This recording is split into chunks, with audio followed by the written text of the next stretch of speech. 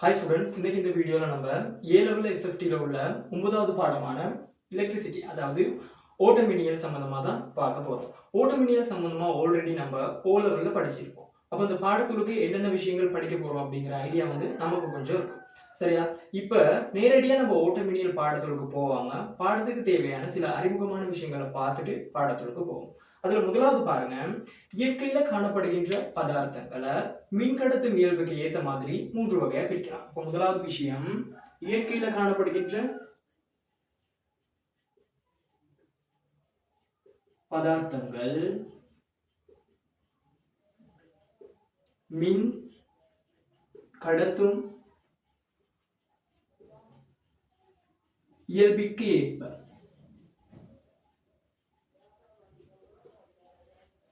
ஏற்ப 3 வகைப்படுத்தலாம்.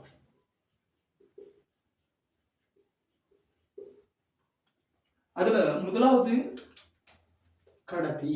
முதலாவது விஷயம் கடத்தி. கடத்தின்னு சொல்றது மின்னை நன்கு கடத்தக்கூடிய பொருட்களை தான் கடத்தி அப்படின்னு சொல்லுவோம். மின்னை நன்கு கடத்தக்கூடிய பொருட்களை கடத்தி அப்படின்னு சொல்லுவோம். உதாரணமா பார்க்கிற நேரம் கடத்திக்கு உதாரணங்களாக உலோகங்கள் அமையும். உதாரணமா பார்க்கிற நேரம் இரும்பு, செப்பு போன்றன ஒரு நல்ல மின் கடத்திகளா இருக்கும். அடுத்தது 2வது விஷயம் காவலி. காவலின்னு சொல்றது மின்னை மிக மிக மிக குறைவாக அல்லது மின்னை கடத்தாத பொருட்களை தான் நம்ம சொல்லுவோம் காவலி அப்படின்னு சொல்லுவோம். காவலிக்கு உதாரணமா பார்க்கிற நேரம் கடதாசி,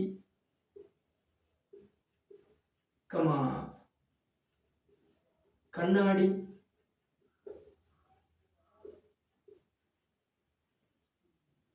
இதெல்லாம் காவலிகளுக்கு உதாரணமா சொல்லலாம். 3வது விஷயம் குறைக்கடத்தி.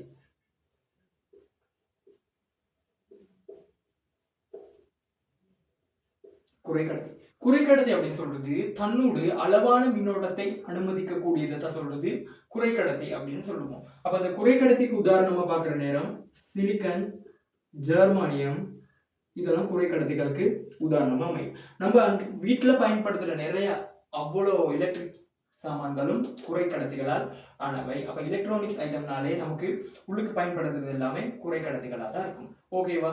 இப்ப பாருங்க, கடத்தியும் காவலியும் பார்க்கிற நேரம், இப்ப கடத்திக்கு உதாரணமா ஒரு செப்பு கடத்தி ஒன்று எடுத்துக்குவோம். காவலி பார்க்கிற நேரம் காவலிக்கு உதாரணமா ஒரு கடதாசி ஒன்று எடுத்துக்குவோம். சரியா? இப்ப பாருங்க, செப்பு கடத்தியானது செப்பு அணுக்களால் ஆனது. அணு அப்படின்னு பார்க்கிற நேரம் நடுவுல கரு இருக்கும், சுத்தி இலத்திரன்கள் ஓடிக்கிட்டு இருக்கும். அதே மாதிரி கடதாசிங்கிறதும் அணுக்களால் ஆனது. அப்ப இங்கேயும் யார் காணப்படுவானா? இலத்திரன் காணப்படும். கடதாசிலையும் யார் காணப்படுவானா? இலத்திரன் காணப்படும்.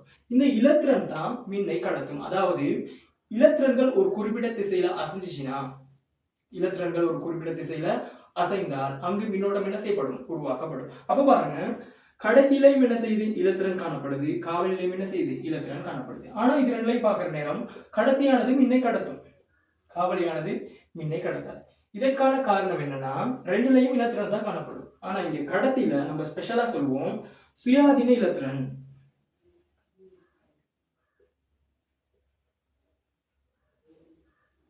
சுயாதீன இலத்திரன் அப்படின்னு ஒண்ணு காணப்படும். சுயாதீன இலத்திரன் சொல்றது, இப்ப உதாரணத்துக்கு பார்க்கிற நேரம் செப்பு தானே எடுத்திருக்கும். செப்பு அணுல நடுவுல கரு சுத்தியா இருக்கும்.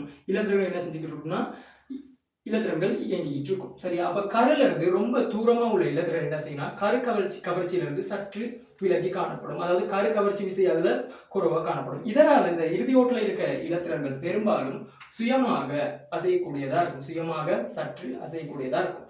அதனாலதான் அதுக்கு பேர் சொல்றது சுயாதீன இலத்திரன்கள் அப்படின்னு சொல்றது. அப்ப நம்ம ஒரு குறிப்பிட்ட அழுத்த வேறுபாட கடத்திக்கு பிரயோகிக்கிற நேரம் என்ன செய்யும்னா, இந்த சுயாதீன இலத்திரன்கள் என்ன செய்யும்னா ஒரு குறிப்பிட்ட திசை நோக்கி அசைய பார்க்கும்.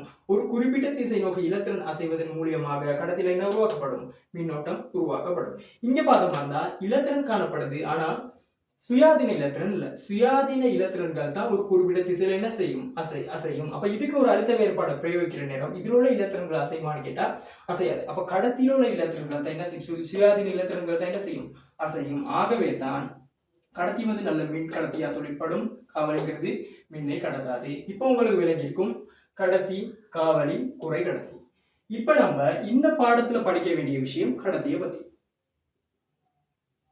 இந்த பாடத்துல படிக்க வேண்டிய விஷயம் கடத்திய பத்தி. அப்ப நம்ம ஓட்ட மின்னியல், மின் ஓட்டத்தை பத்தி தானே படிக்கிறோம். அப்ப இங்க கடத்தில தானே இலத்திரன்கள் ஓடுது. ஆகவே நம்ம இங்க படிக்க வேண்டியது கடத்தி. அதாவது இதை தான் சொல்லுவாங்க ஓட்ட மின்னியல்.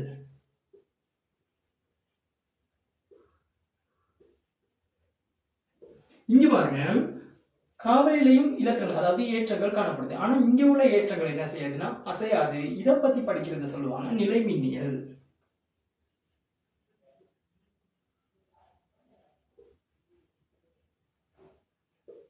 அடுத்தது குறைக்கடத்தி சம்பந்தமா படிக்கிறது நமக்கு தெரியும் இலத்திரனியல், எலக்ட்ரானிக்ஸ்ல படிப்போம்.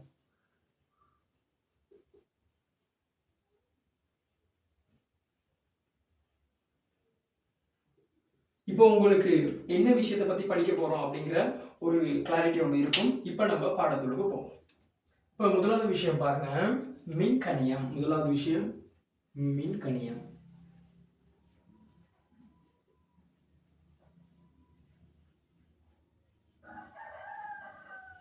மின்கணியம் குறியீடு போடுவாங்க. மின்கணியத்துக்கு Q அப்படின்னு போடுவாங்க. குறியீடு Q பயன்படுத்துவாங்க.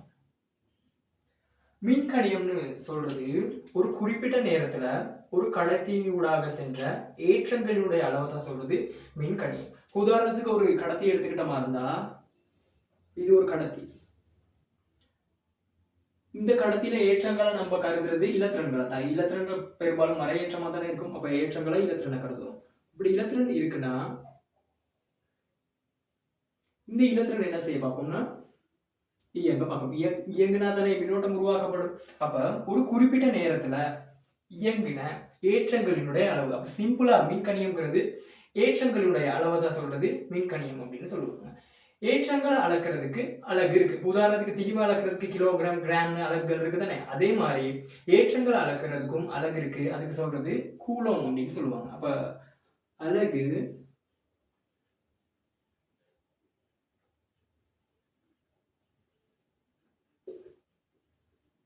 கூலோம். குறியீட்டுல போடுவாங்க சி அப்படின்னு போடுவாங்க. குறியீட்டுல சி அப்படின்னு போடுவாங்க. இதுதான் மின்கணியம். இரண்டாவது விஷயம் மின்னோட்டம்.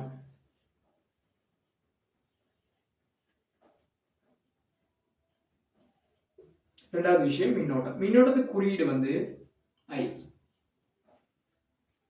மின்னோட்டம் சொல்றது இப்ப அதே மாதிரி ஒரு கடத்தி எடுத்துக்கிட்ட மாதிரி இருந்தா இந்த கடத்தியில என்ன இருக்கும்?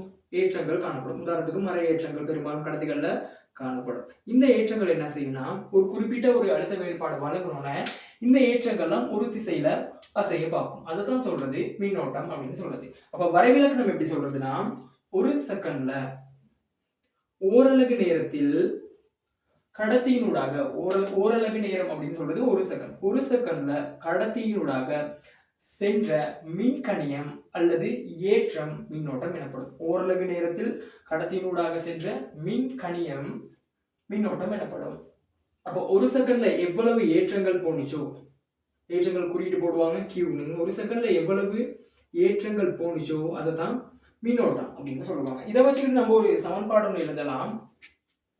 I ஈக்குவல் மின்னோட்டம் எதை சொல்றது? ஓரலகு நேரத்துல நேரத்துக்கு T அப்படின்னு போடுவோம். ஓரலகு நேரத்துல கடத்தியினூடாக சென்ற ஏற்றங்களினுடைய அளவு மின்னோட்டம் எனப்படும். இதை வச்சு எல்வாய் மாற்றமா இருந்தா Q சமன் ஐடி அப்படிங்கிற ஒரு சமன்பாடு உருவாக்கப்படும். இதுதான் சொல்றது மின்னோட்டம் அப்படின்னு சொல்றது. மின்னோட்டத்துக்கு அலகு பார்த்த மாதிரி இருந்தா நமக்கு தெரியும். இங்க பாருங்க, இந்த சமன்பாட்டுல ஏற்றத்தினுடைய அளவு கூலோம்னு சொல்லுவோம். நேரத்தை வந்து நியமமா செகண்ட் அளப்போம். ஆகவே கூலோ செகண்ட் -1 அப்படின்னு சொல்லுவாங்க. அல்லது மின்னோட்டத்தின் நியம அலகு ஆம்பியர். மின்னோட்டத்தினுடைய சர்வதேச அலகு வந்து ஆம்பியர் அப்படின்னு சொல்லுவாங்க. ஒன்று ஆம்பியர்னு சொல்லலாம், இல்லாட்டி கூலோம் செகண்ட் -1 அப்படின்னு சொல்லலாம். அடுத்த விஷயம் மூன்றாவது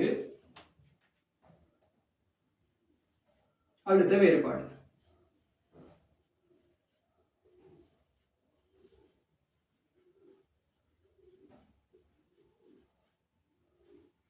அழுத்த வேறுபாடுன்னு சொல்றது நான் பாருங்க அதே மாதிரி ஒரு கடத்தி ஒண்ணு எடுத்துக்கோங்க. ஒரு கடத்தி எடுத்துக்கிட்ட மாதிரிதான் கடத்திக்குள்ள யார் காணப்படுவான ஏற்றங்கள் காணப்படும். இதுல நம்ம கருதுறது பெரும்பாலும் இலத்திரன்களை தான் கருதுறது கடத்திக்குள்ள ஏற்றமா. அப்ப இங்க யார் இருப்பானா இலத்திரன்கள் இருக்கும். மறையேற்ற பெற்ற துணிக்கே இலத்திரன்கள் இருக்கும். சரியா? அழுத்த வேறுபாடுங்கிறதுக்கு வரைவிலக்கணம் என்ன சொல்லுதுன்னா, இப்ப இந்த புள்ளி எடுத்துக்கிறேன் கடத்தில ஏ, இந்த புள்ளி எடுத்துக்கிறேன் பி அப்படின்னு எடுத்துக்கிறேன். சரியா? ஒரு கூலோம் நேரேற்றத்தை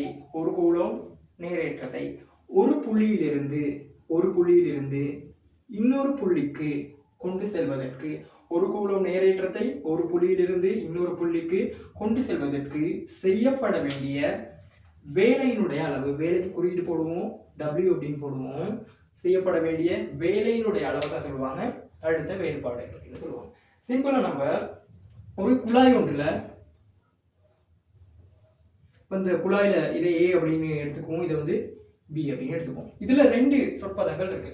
ஒண்ணு சொல்றது அழுத்தம் அப்படின்னு சொல்லுவாங்க, அடுத்தது அழுத்த வேறுபாடு அப்படின்னு சொல்லுவாங்க. இங்க பெரும்பாலும் நம்ம எலக்ட்ரிசிட்டியில கதைக்கிறது எல்லாமே அழுத்த வேறுபாடு தான். பாருங்க, ஒரு குழாயில ஏங்கிற இடத்துல இருந்து Bங்கிற இடத்துக்கு நீர் பாயணுமா இருந்தா, ஏங்கிற புள்ளியில இருந்து Bங்கிற புள்ளிக்கு நீர் பாயணுமா இருந்தா இந்த ரெண்டு புள்ளிக்கு இடையிலையும் ஒரு குறிப்பிட்ட ஒரு அழுத்த வேறுபாடும் காணப்படும். இதுல ஏ புள்ளியில காணப்படுகின்றது சொல்றது அழுத்தம். ஏ புள்ளியில ஒரு குறிப்பிட்ட அழுத்தம் ஒன்று இருக்கும், பி புள்ளியில ஒரு குறிப்பிட்ட அழுத்தம் ஒன்று இருக்கும்.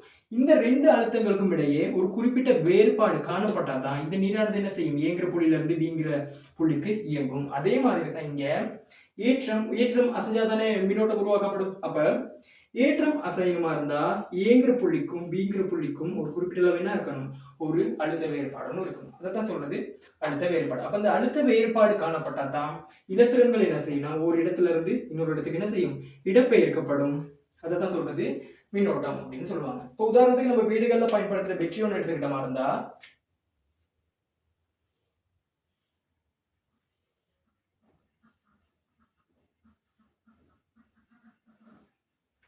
பெட்சியில பாருங்க இந்த முனையில போட்டிருக்கும் பிளஸ், இந்த முனையில போட்டிருக்கும் மைனஸ் அப்படின்னு போட்டிருக்கும். இதுல பிளஸ் அப்படின்னு சொல்றது அழுத்தம்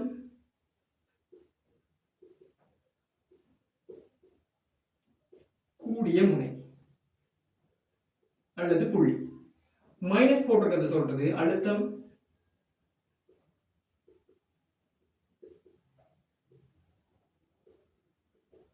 குறைந்த முனை. ஓகேவா? அப்ப பிளஸ் அப்படிங்கிறது அந்த முனையில அழுத்தம் கூட இருக்கு, மைனஸ் அப்படிங்கிறது இந்த முனையில அழுத்தம் குறைவா இருக்கு. அப்ப அந்த பெட்ஷீட்ல பாக்குற நேரம் 1.5 வோல்ட். நம்ம வீட்டுல வருஷத்துக்கு போடுற பெட்ஷீட் எல்லாம் இருக்கும் 1.5 வோல்ட் அப்படின்னு எழுதியிருக்கும்.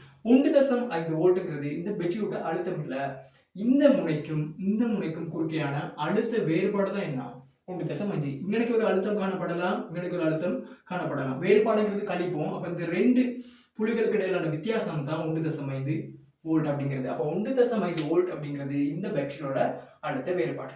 இந்த அழுத்த வேறுபாடை கொண்டு போயிட்டு ஒரு கடத்தி ஒன்னோட இணைக்கிற நேரம், இது கடத்தியா இருக்கிற நேரம்,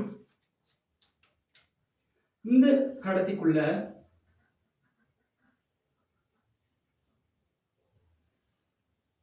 இந்த பேட்டரியை இணைக்கிற நேரம். இப்ப பாருங்க இன்னைக்கு பிளஸ் இருக்கு, பிளஸ் முனை மைனஸ் முனை, இதுக்கு குறுக்கே 1.5 வோல்ட் அழுத்த வேறுபாடு காணப்படும். இந்த அழுத்த வேறுபாடை கொண்டு போயிட்டு இந்த கடத்தியோட இணைக்கிறப்ப இந்த கடத்திக்குள்ள யார் காணப்படுவானா, இலத்திரன்கள் காணப்படும். பெரும்பாலும் கடத்திக்குள்ள யார் காணப்படும், அசைகின்ற ஏற்றம் வந்து இலத்திரனா இருக்கும், அதை மைனஸ் அப்படின்னு போடுறேன்.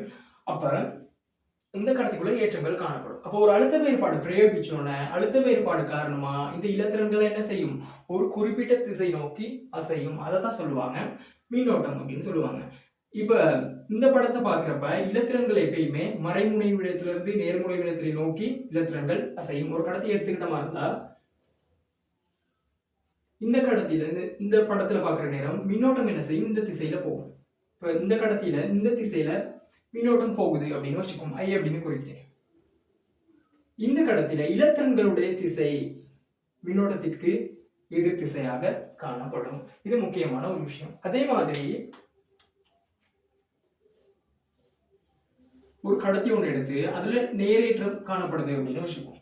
இப்போ இதுல மின்னோட்டம் இந்த திசையில ஓடுனா, மின்னோட்டம் இந்த திசையில ஓடுனா இதுல உள்ள நேரேற்றம் என்ன செய்யும்னா மின்னோட்டத்தின் திசையிலேயே இயங்கும். இது ஒரு முக்கியமான விடை. அப்போ ஒரு கடத்தி ஒன்று எடுத்துக்கிட்டா மறையேற்றம் காணப்பட்டா, மறையேற்றமானது மின்னோட்டம் ஓடும் திசைக்கு எதிர் திசையில ஓடும். அதே ஒரு கடத்தில நேரேற்றம் காணப்பட்டா மின்னோட்டம் ஓடுற திசையில என்ன செய்யும், ஏற்றமும் ஓட பார்க்கும். ஓகேவா? இப்ப மின்கணியம், மின்னோட்டம், அழுத்த வேறுபாடு சம்பந்தமா ஒரு ஐடியா உங்களுக்கு வந்திருக்கும்னு நினைக்கிறேன். இதுல அடுத்த விஷயம் வந்து ஓமின் விதி. 4வது விஷயம் ஓமின் விதி.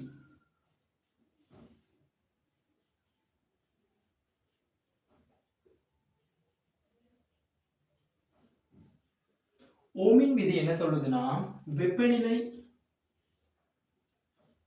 உட்பட பௌதீக கணியங்கள்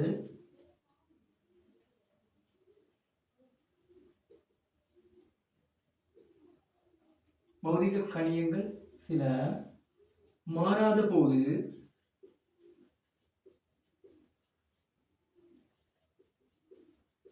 ஒரு கடத்தியினூடான மின்னோட்டமானது ஒரு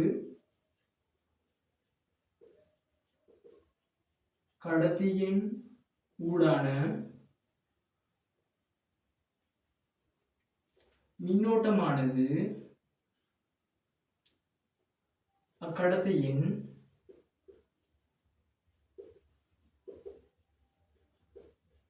இரு முனைகளுக்கு குறுக்கேயான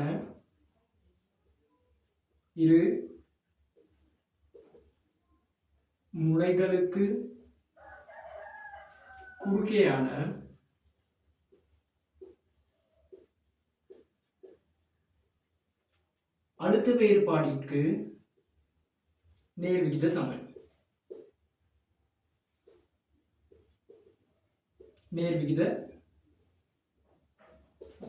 அதாவது ஒரு கடத்தி ஒன்று எடுத்துக்கிட்ட மாதிரி இருந்தா இதற்கூட ஐ மின்னோட்டம் போகுது அப்படின்னு வச்சுக்கோம். ஐ மின்னோட்டம் போகுது. அப்போ ஒரு அழுத்த வேறுபாடு பிரயோகிச்சா தானே ஐ மின்னோட்டம் வழங்கப்படும். அப்போ அந்த அழுத்த வேறுபாடை போடுறேன் V அப்படின்னு போடுறேன். அப்ப இதுல சொல்றாங்க வெப்பநிலை உட்பட்ட பௌதீக கணியங்கள் சில மாறாத போது ஒரு கடத்தியினூடான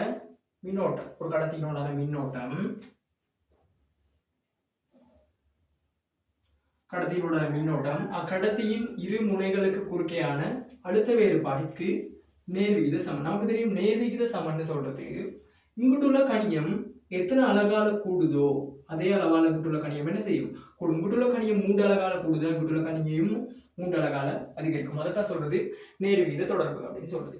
இப்ப பாருங்க, இந்த தொடர்பை நேர்விகித தொடர்பை சமன்பாடை மாற்றுறதுக்கு ஒரு மாறிலி ஒன்று சேர்ப்போம். அந்த மாறிலி இங்க யாருன்னா R அப்படின்னு சொல்லுவாங்க.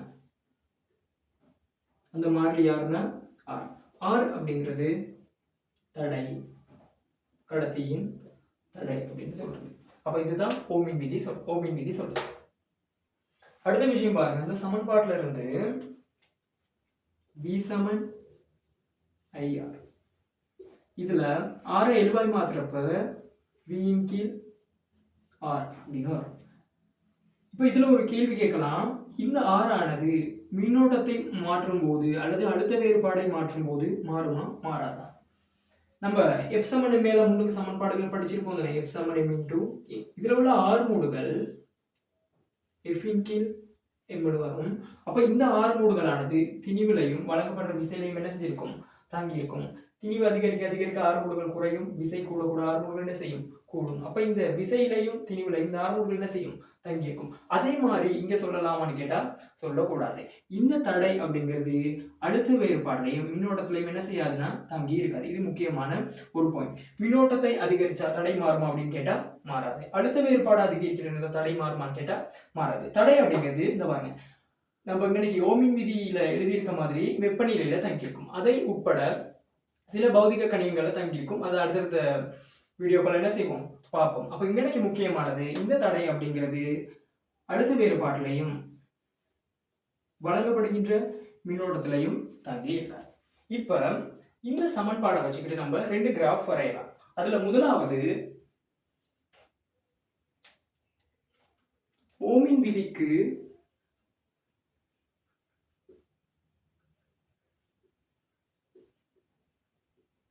கட்டுப்படும் கடத்திகளுக்கு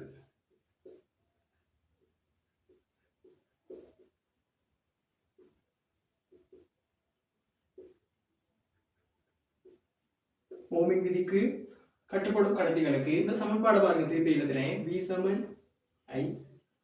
அப்ப இத வரைவு ஃபார்மட்க்கு மாத்திரப்ப V Saman R into I ன்னு வரும். அப்ப Y சமன் M into X. அதாவது உற்பத்தி கூடா போற ஒரு நேர்கோடு ஒன்று வரும். இங்க படித்திருக்கிறது R, அதாவது R என்ன செய்யாது, மாறாது.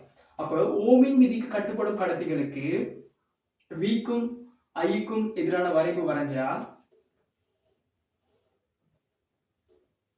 இது V, இது I.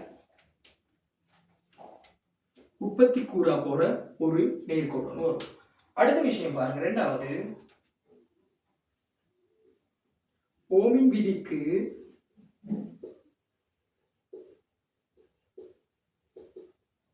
கட்டுப்படாத கடத்திகளுக்கு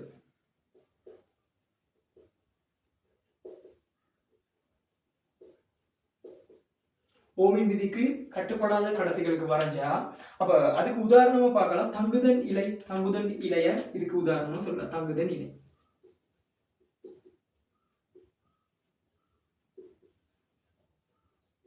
தங்குதன் நிலையில என்ன நடக்கும்னா, மின்னோட்டத்தை கூட்ட மின்னோட்டம் அதிகரிக்க வெப்பநிலை என்ன செய்யணும், அதிகரிக்கும். மின்னோட்டம் அதிகரிக்க வெப்பநிலை என்ன செய்யணும், அதிகரிக்கும். வெப்பநிலை அதிகரித்தால் தங்குதன் நிலையில தடை என்ன செய்யும்னா அதிகரிக்கும். வெப்பநிலை அதிகரித்தால் தங்குதன் நிலையில தடை என்ன செய்யும்னா அதிகரிக்கும். அப்ப அதுக்கு V எதிர் I வரைவு வரைந்தால்